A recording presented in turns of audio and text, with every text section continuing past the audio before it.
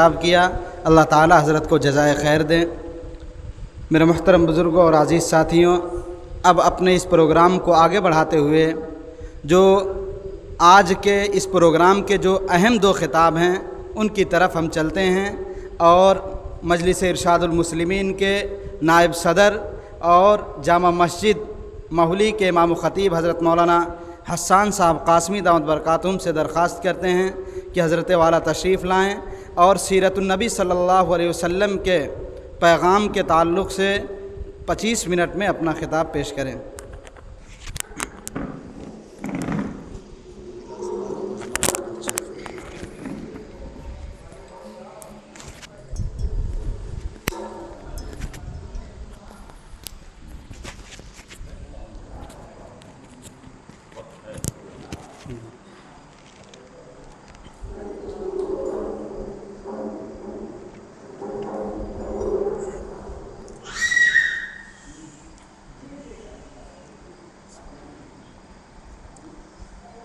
نحمده ونصلي على رسوله الكريم أما بعد أعوذ بالله من الشيطان الرجيم بسم الله الرحمن الرحيم لقد كان لكم في رسول الله أسوة حسنة وقال تعالى في موضع آخر والذين آمنوا به وعزروه ونصروه واتبعوا النور الذي أنزل معه صدق الله مولانا العظيم۔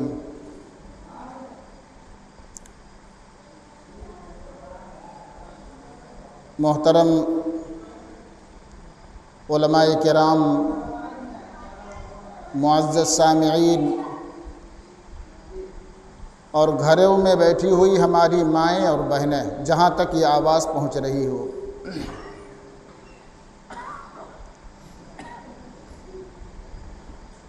آپ حضرات کے درمیان میں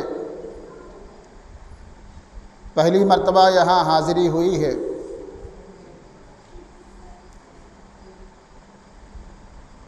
ماشاءاللہ، آپ نے سنا ابھی حضرت مولانا بیان کر رہے تھے کہ مجلس ارشاد المسلمین کے تعلق سے اپنے علاقے میں، خاص طور سے مہولی کے اطراف میں، خلیل آباد کے اطراف میں، پولی کے اطراف میں، دنگھٹا اور ناون کے اطراف میں ماشاءاللہ پروگرام کہیں نہ کہیں ہر مہینے ہوتا ہے۔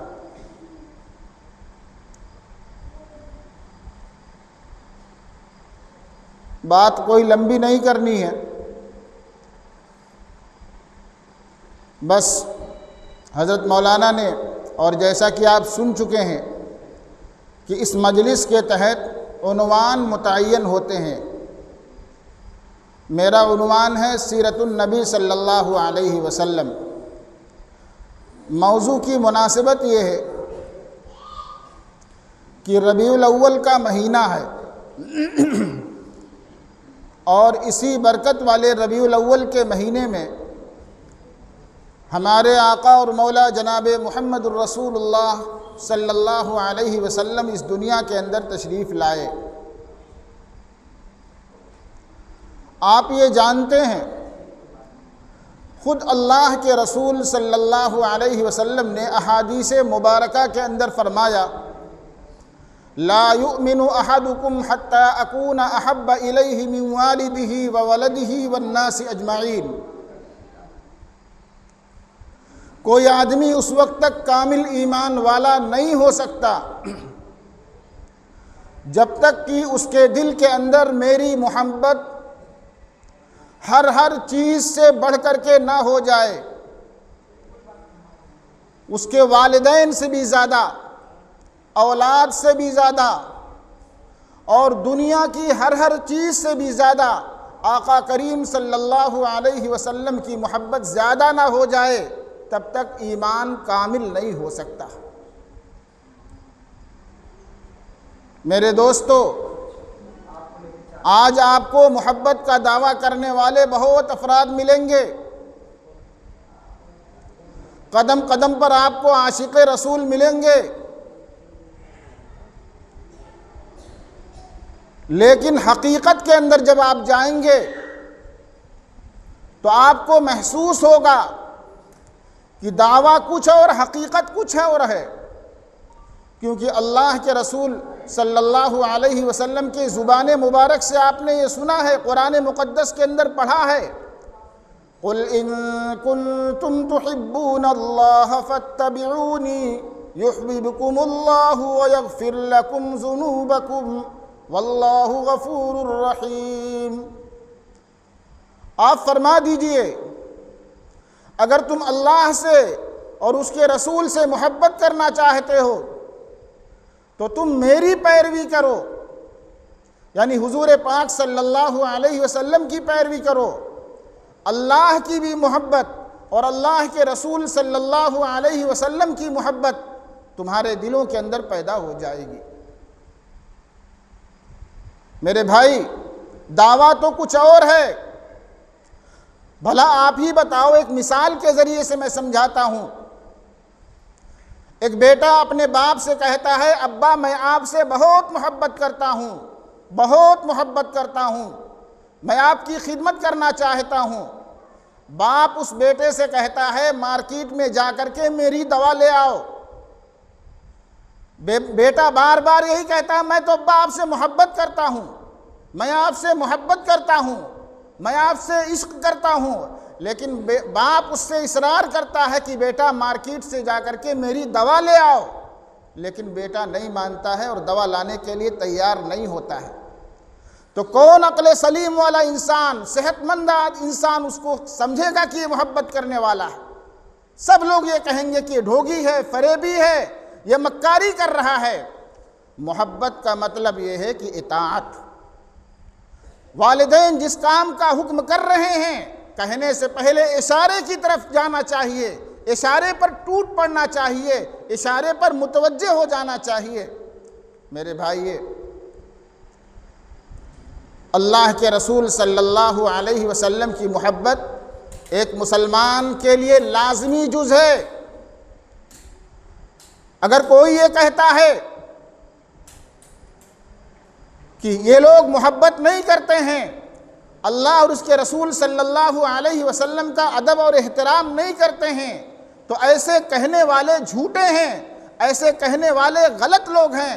میرے دوستو، ہمارا عقیدہ اور ہم علماء دیوبند کا یہ طریقہ ہے کہ حضور پاک صلی اللہ علیہ وسلم کی محبت ہمارے دلوں کے اندر ہے، ہمارے دلوں کے اندر ہماری والدین سے بھی زیادہ ہے، ہمارے بیوی بچوں سے بھی زیادہ ہے، اور ہمارے بچوں سے بھی زیادہ ہے۔ سب سے زیادہ محبت ہم حضور پاک صلی اللہ علیہ وسلم سے کرتے ہیں۔ میرے دوستو، محبت کا تقاضا کیا ہے؟ چلو مان رہے ہیں، آپ بھی کہہ رہے ہو کہ میں بھی محبت کرتا ہوں، ہم بھی کہہ رہے ہیں محبت کرتے ہیں، لیکن محبت کا تقاضا کیا ہے؟ اگر ہم محبت کر رہے ہیں تو ہمیں کس بات پر عمل کرنا چاہیے؟ میرے دوستو، علماء کرام نے حضور پاک صلی اللہ علیہ وسلم کے بے شمار حقوق کو بیان کیے ہیں۔ جزاکم اللہ۔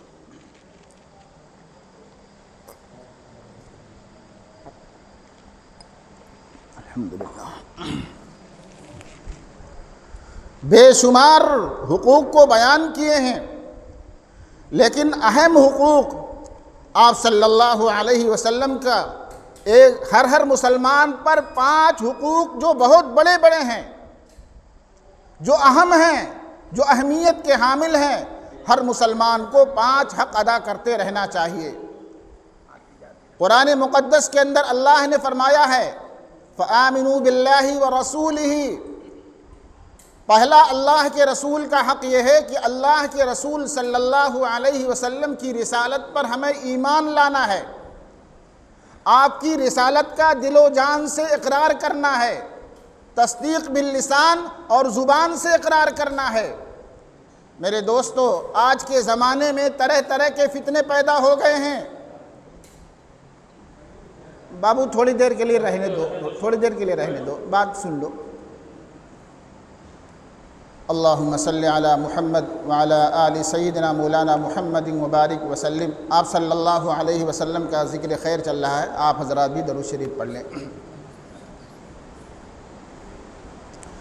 سب سے پہلے آپ کا سب سے پہلا حق یہ ہے کہ آپ صلی اللہ علیہ وسلم کی رسالت کا اقرار کریں اور صرف رسول نہیں مانیں بلکہ آپ کو خاتم النبیین ماننا ہے۔ اللہ رب العزت کے سب سے آخری رسول ہیں اور آپ خاتم النبیین ہیں۔ آپ صلی اللہ علیہ وسلم کے بعد کوئی نبی کوئی رسول آنے والا نہیں ہے۔ آپ کے بعد اگر کوئی نبوت کا دعویٰ کرتا ہے، آپ کے بعد اگر کوئی رسالت کا دعویٰ کرتا ہے، چاہے وہ ذلی شکل میں ہو، چاہے بزرگ شکل میں ہو، کسی بھی شکل میں اگر وہ نبوت یا رسالت کا دعویٰ کرتا ہے تو آپ یقین کر لیجئے وہ سب سے بڑا کذاب ہے، سب سے بڑا جھوٹا ہے اور سب سے بڑا مکار ہے۔ آج کے زمانے میں بہت سارے جھوٹے مدعیان نبوت آپ کے درمیان میں ہیں۔ فتنہ شکیلیت ہے، قادیانیت کا فتنہ ہے۔ آپ صلی اللہ علیہ وسلم کے بعد ان لوگوں نے نبوت کا دعویٰ کیا، تو آپ یقین کر لیجئے کہ سب سے آخری نبی اللہ کے رسول صلی اللہ علیہ وسلم نے بالکل صاف اعلان کر دیا ہے، آپ کے بعد کوئی نبی اور رسول آنے والا نہیں ہے۔ پہلا حق آپ کا کیا ہے؟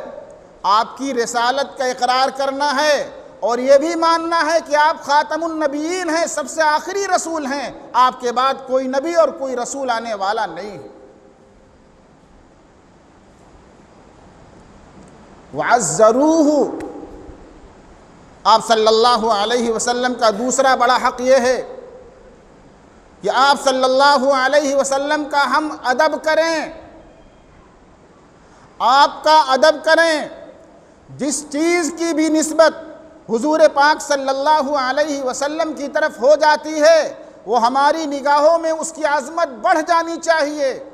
جو لوگ یہ کہتے ہیں کہ علماء دیوبند گستاخ ہوتے ہیں، نبی کی قدر نہیں کرتے ہیں، نبی کی شان میں گستاخی کرتے ہیں، وہ جاہل ہیں، وہ ان پڑھ ہیں، انہوں نے حقیقت میں کتابوں کا مطالعہ نہیں کیا ہے۔ علماء دیوبند سچے عاشق رسول ہیں اور حضور پاک صلی اللہ علیہ وسلم کی شان میں اگر کوئی بندہ ادنا درجے کی گستاخی کرتا ہے تو اس کو کافر، مرتد، زندیق اور ملعون سمجھتے ہیں۔ یہ علماء دیوبند کا عقیدہ ہے۔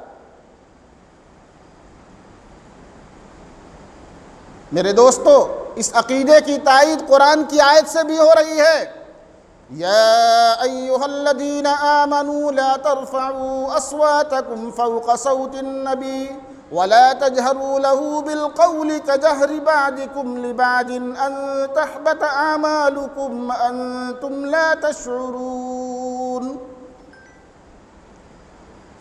اس آیت کا شان نزول یہ ہے، اے ایمان والو، نبی کی بارگاہ میں، نبی کے دربار میں آواز کو بلند نہ کیا کرو۔ حضور پاک صلی اللہ علیہ وسلم کے دربار میں کسی معاملے پر کچھ صحابہ کرام سے اور بعض کتابوں کے اندر نام یہ آتا ہے کہ حضرت ابوبکر صدیق رضی اللہ تعالیٰ عنہ ہیں اور حضرت عمر فاروق رضی اللہ تعالیٰ عنہ، کسی معاملے میں بحث ہو گئی، آپ تشریف فرما ہیں اور حضرت ابوبکر اور حضرت عمر فاروق رضوان اللہ علیہم اجمعین کی آواز بلند ہو گئی تھی۔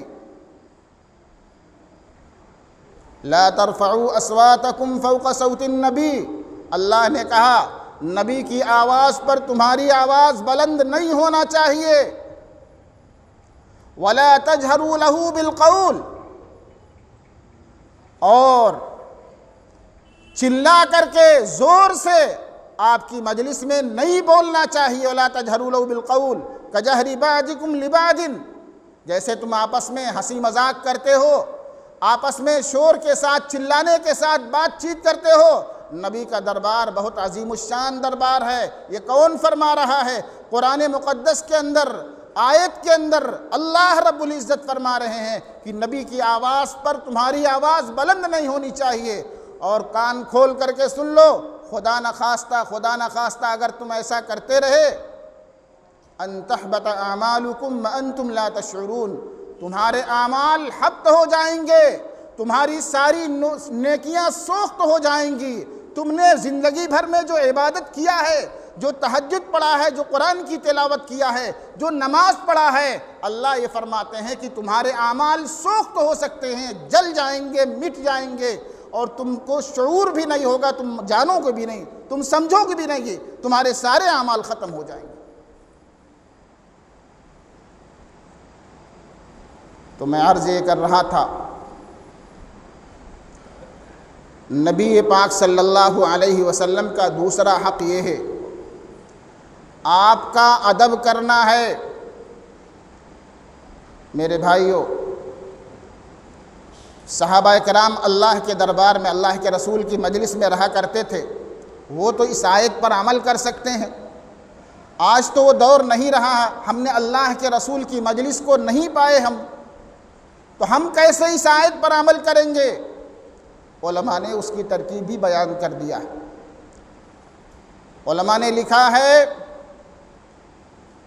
اگر تم آپس میں بحث و مباحثہ کر رہے ہو، بات چیت کر رہے ہو، جہاں تمہارے کان میں یہ پڑ جائے، یہ آواز آ جائے کہ نبی پاک صلی اللہ علیہ وسلم نے یہ فرمایا ہے، ساری دلیلوں کو چھوڑ دو، اپنی آواز کو پست کر لو، خاموش ہو جاؤ، اپنی زبان کو لگام دے لو۔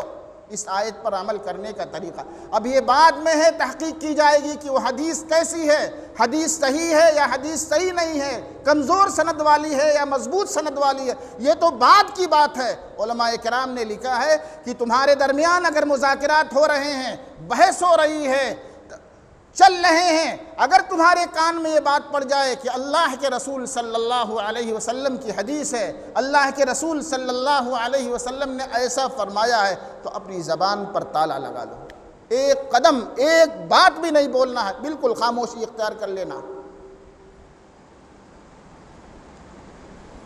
میرے بھائیوں،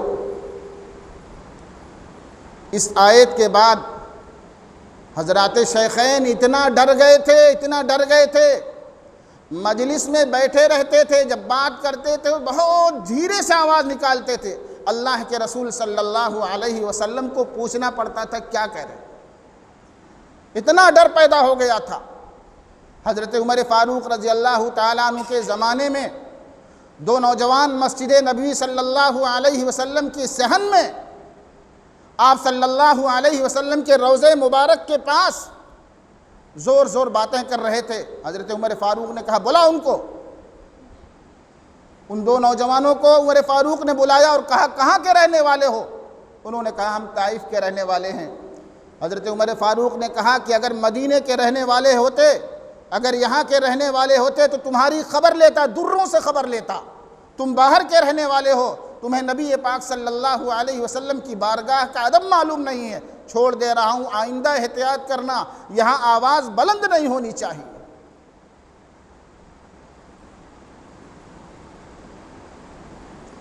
وَنَسَرُوهُ، آپ نے محمود غزنوی کا نام سنا ہوگا، ہندوستان پر کتنے حملے کیے تھا؟ 17 حملے۔ اس کے دربار کا یہ عالم تھا، اس نے اپنے خادم کو، خادم کا کچھ نام تھا، محمد کر کے کچھ نام تھا اس کا، بھرے دربار میں کنیت کے ساتھ بلایا جس میں محمد نہیں لگتا تھا۔ وہ خادم گھبرا گیا، پریشان ہو گیا، تنہائی میں جا کر کے جان کی پناہ مانگ کر کے حضور مجھ سے کیا قصور ہو گیا ہے، جان کی بخشش چاہتا ہوں، میری غلطی تو بتا دیجئے، آج میرا نام آپ نے محمد نہیں لیا، میری کنیت کے ساتھ آپ نے مجھے بلایا ہے، آخر غلطی تو بتا دیجئے، قصور کیا میں نے کیا؟ تو جب خادم نے بہت زیادہ اصرار کیا تو جانتے ہیں محمود غزنوی نے کیا جواب دیا؟ محمود غزنوی نے کہا کہ میں نہیں بتاتا، لیکن تمہارے اصرار کی وجہ سے، تمہارے خوف کو دور کرنے کی وجہ سے میں کہہ رہا ہوں، میں محمد کا نام زبان پر نہیں لے سکتا جب تک میں باوضو نہ ہوں۔ میرے بھائیوں، اس زمانے کے بادشاہ، اس زمانے کے حاکم وقت حضور پاک صلی اللہ علیہ وسلم کی کیسی محبت تھی ان کے دلوں کے اندر، کیسا عشق تھا کہ دربار کے اندر نام محمد بغیر وضو کے زبان پر لانا مناسب نہیں سمجھتے تھے۔ وضو نہیں تھا تو نام نہیں لیا، محمد نہیں کہا، کنیت کے ساتھ ان کو پکارا اور ان کو جواب مل گیا۔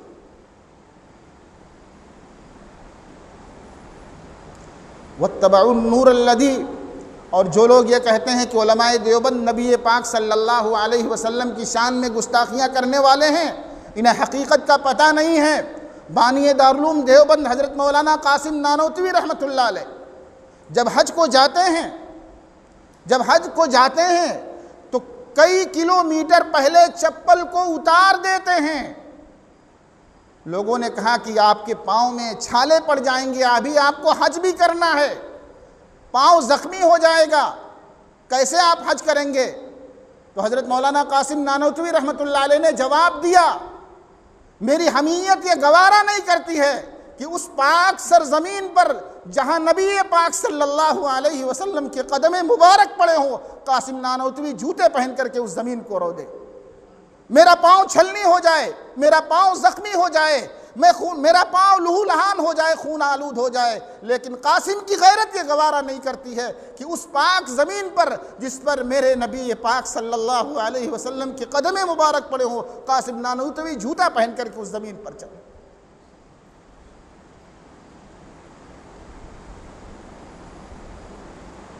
میرے بھائیو، حضرت مولانا قاسم نانوتوی کے اشعار جو حضرات پڑھے لکھے ہیں جانتے ہیں کہ کتنے تڑپ کے ساتھ، کتنی محبت کے ساتھ، کتنی لگن کے ساتھ حضرت مولانا قاسم نانوتوی رحمۃ اللہ علیہ نے حضور پاک صلی اللہ علیہ وسلم کی بارگاہ میں اپنے سلام کو پیش کیا۔ یہی نہیں، پورا دیوبند کا طبقہ، چھوٹے سے لے کر کے بڑے اکابر تک، علماء نے لکھا ہے کہ ایک زمانہ ایسا تھا دارالعلوم دیوبند کے اندر، وہاں کے دربان بھی صاحب نسبت ہوا کرتے تھے، وہاں کے دربان بھی صاحب نسبت ہوا کرتے تھے۔ حضرت علامہ کشمیری رحمۃ اللہ علیہ کے بارے میں آتا ہے کہ حضور پاک صلی اللہ علیہ وسلم کی روزانہ خواب میں زیارت کرتے تھے۔ ایک دن ایسا ہوا کہ نئی زیارت ہوئی تو آپ کی طبیعت خراب ہو گئی، پیچش پڑنے لگی، طبیعت خراب ہو گئی، پیٹ خراب ہو گئے۔ میرے بھائی،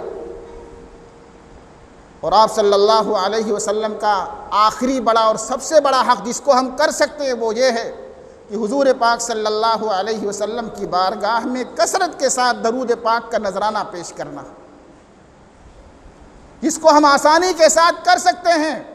اللہ کے رسول صلی اللہ علیہ وسلم نے اس کو کنجوس کہا ہے، اس کو بخیل قرار دیا ہے کہ آپ صلی اللہ علیہ وسلم کا نام آئے اور آپ پر وہ درود نہ بھیجے۔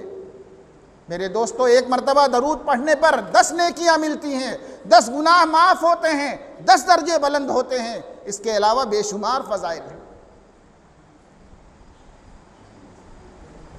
بہت سارے علماء کرام کے بارے میں، اللہ والوں کے بارے میں اس زمانے میں بھی ایسے ہیں جن کے بارے میں آتا ہے کہ آج بھی ان کا معمول حضور پاک صلی اللہ علیہ وسلم کی بارگاہ میں 1.25 لاکھ درود شریف پڑھنے کا۔ اس گئے گزرے زمانے کے اندر ہم یہ سمجھتے ہیں کہ ہاں وہ تو کچھ وہ دور ہی نہیں، وہ زمانہ ہی نہیں، لیکن آج کے دور میں، آج کے زمانے میں ایسے حضرات موجود ہیں جو آپ صلی اللہ علیہ وسلم کی بارگاہ میں 1.25 لاکھ درود شریف کا نذرانہ پیش کرتے ہیں۔ تو جب تک ہم یہاں رہیں، حضور پاک صلی اللہ علیہ وسلم کی بارگاہ میں نذرانہ اور ہدیہ درود پاک کا بھیجتے رہیں، کیونکہ اللہ کے رسول صلی اللہ علیہ وسلم نے فرمایا کہ کچھ فرشتے ایسے اللہ تعالیٰ نے بنا رکھے ہیں، ملائکے سیاحین ہیں جن کا کوئی کام نہیں ہے، وہ زمین میں چکر لگایا کرتے ہیں، پوری دنیا کے اندر پھرا کرتے ہیں، اور جہاں بھی بندہ کوئی ملتا ہے آپ صلی اللہ علیہ وسلم پر درود پڑھ رہا ہے، اس درود کو لے کر کے آپ صلی اللہ علیہ وسلم کی بارگاہ میں پیش کرتے ہیں، آپ کے نام کے ساتھ، آپ کی ولدیت کے ساتھ۔ بتاؤ، جس آدمی کا تذکرہ روزانہ بندہ خالی 100 مرتبہ درود پاک پڑھے تو 100 مرتبہ آپ کا تذکرہ یا ہمارا تذکرہ آپ صلی اللہ علیہ وسلم کی بارگاہ میں ہوتا ہے کہ نہیں ہوتا؟ کسی بڑے عالم نے کہا کہ اللہ کے رسول صلی اللہ علیہ وسلم سے اتنا تعلق رکھو، اتنا تعلق رکھو کہ میدان حشر میں جب سامنا ہو تو اللہ کے رسول نام لے کر کے تم کو پکارے۔ یہ کیسے پیدا ہوگا؟ یہ تعلق کیسے پیدا ہو؟ یہ محبت کیسے پیدا ہوگی؟ کثرت کے ساتھ آپ صلی اللہ علیہ وسلم پر درود پڑھیں۔ اور جب حاضری ہو تو اللہ کے رسول صلی اللہ علیہ وسلم وہاں آپ کا سلام بنفس نفیس خود سن رہے ہیں، درود کا نذرانہ فرشتے پہنچاتے ہیں۔ اور جب وہاں عمرے میں حاضری ہو، حج میں حاضری ہو، وہاں جب آپ جا کر کے آپ کے مرقد پر، آپ کے روضہ اطہر پر سلام پیش کریں تو اللہ کے رسول صلی اللہ علیہ وسلم بنفس نفیس سنتے ہیں، آپ کا جواب بھی دیتے ہیں۔ بہرحال میں اپنے وقت کو دیکھ رہا ہوں، وقت سے انشاءاللہ زیادہ نہیں ہوگا، بہت ساری باتیں کرنی ہیں۔ ربیع الاول کا بھی تقاضا ہے، سیرت مصطفیٰ کے عنوان کا بھی تقاضا ہے کہ حضور پاک صلی اللہ علیہ وسلم کی سچی محبت اور سچا عشق ہر ایمان والا اپنے دل کے اندر پیدا کرنے کی کوشش کرے۔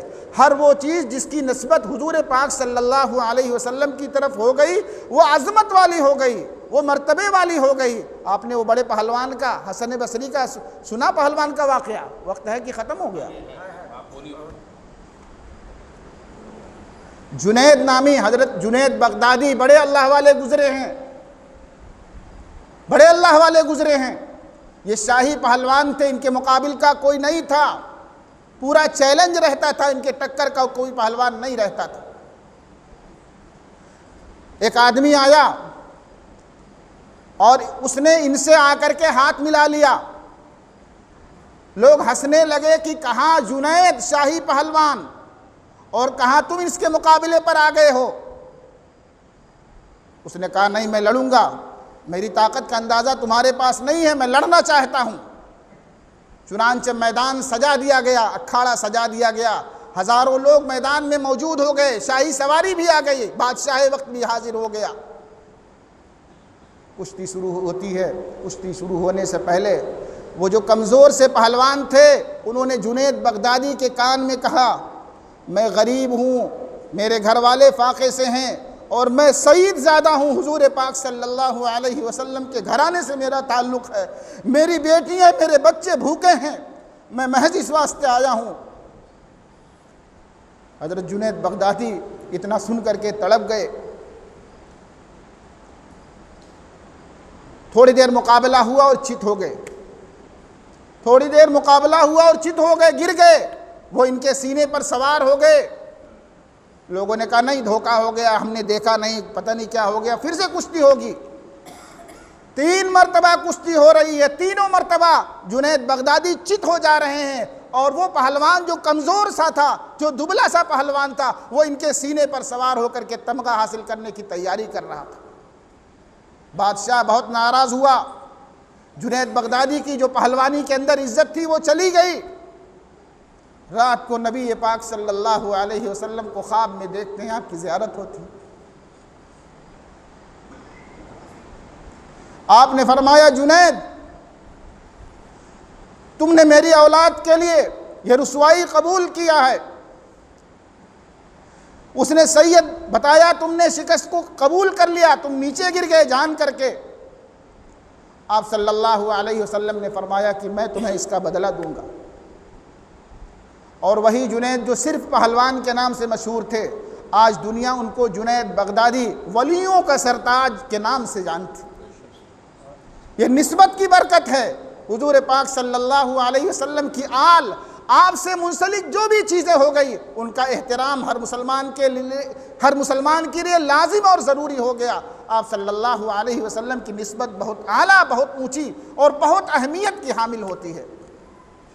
اللہ رب العزت تمام ایمان والوں کو اور ہم سب کو سچی محبت اور سچا عشق عطا فرمائیں، اور کہنے سننے سے زیادہ ہمیں عمل کی توفیق عطا فرمائیں۔ آمین۔ وآخر دعوانا الحمدللہ۔